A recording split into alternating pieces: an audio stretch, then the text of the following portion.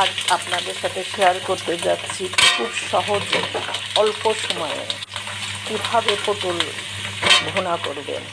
এটা হচ্ছে ফালা পটল। প্রথমে আমরা লবণ দিয়ে মাখিয়ে রাখলে চলবে, কিন্তু আমি লবণ দিয়ে মাখাইনি, তাড়াতাড়ির জন্য সরাসরি চুলায় তেলে দিয়ে দিলাম। এবার পটলটাকে আমরা লাল পর্যন্ত নাড়তে থাকবো। লাল হয়ে গেলে পেঁয়াজ দিব। লাল হয়েছে, এবার আমরা পেঁয়াজ দিয়ে দিলাম। পেঁয়াজটা এখন লাল হওয়ার অপেক্ষা, কিছুক্ষণ ভাজতে হবে। পেঁয়াজটা যে লাল হবে তখন মরিচ, হলুদ, লবণ, জিরা, ইচ্ছে করলে গরম মশলাও দিতে পারেন। গরম মশলা দিলেও অনেক কি টেস্ট হয়।